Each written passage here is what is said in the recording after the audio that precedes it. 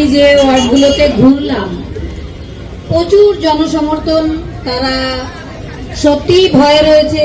একটা thread culture চালান আমাদের মাননীয় মুখ্যমন্ত্রী, সেটা থেকেই থ্রেড কালচারের মধ্যেই পড়েছে আমাদের পানিহাটিটা। কারণ একটা ঘোষ পরিবার, পুরো পরিবারতন্ত্র এখানে এতদিন ধরে রয়েছেন এবং তিনি এলাকায় একটা ভয়ের বাতাবরণ সৃষ্টি করে রেখেছেন।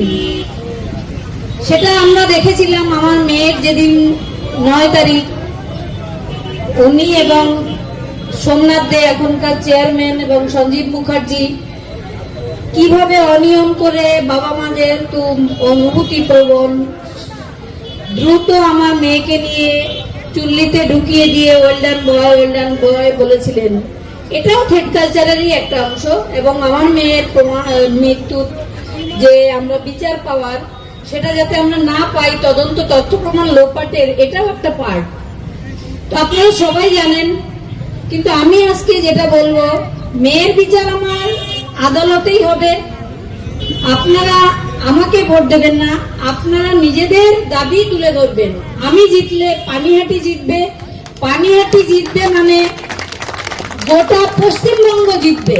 এই পশ্চিমবঙ্গকে উৎখাত করা, পশ্চিমবঙ্গের যে তৃণমূল মন্ত্রী আমাদের মাননীয়া, তিনি যে থ্রেড কালচার চালান, প্রত্যেকটা মেডিকেল কলেজে, শিক্ষা দপ্তরগুলোতে, স্বাস্থ্য দপ্তরগুলোতে সমস্ত থ্রেড কালচার চলে। আর আমার মেয়ের মৃত্যু সেই থ্রেড কালচারের জন্যই হয়েছে, সেই দুর্নীতির জন্যই হয়েছে।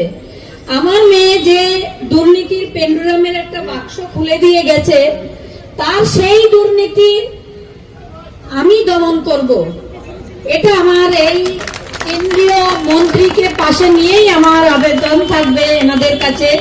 সেই দুর্নীতিতে কি আছে, কি এমন আছে যে একটা মেয়ে অন ডিউটি অবস্থায় তার প্রতিষ্ঠানেই খুন করা হলো?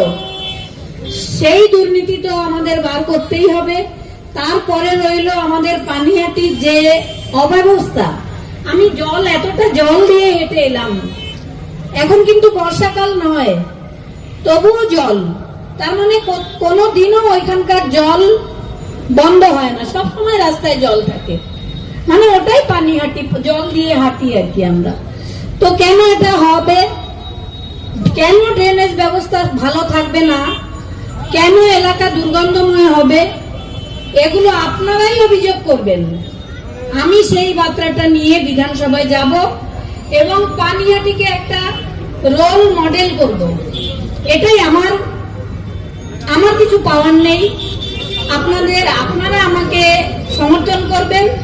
আমার দেওয়ার আছে অনেক কিছু আপনাদের দেওয়ার আছে, কিন্তু আমি আমার মেয়েকে হারিয়ে ঘরে আমার কিছুই পাওয়ার নেই। কারণ মেয়ে যা রেখে গেছে তা দিয়ে আমরা বেঁচে থাকতে পারবো, কিন্তু সাধারণ মানুষের এই যে দুর্দশা, তার জন্যই আমার লড়াই।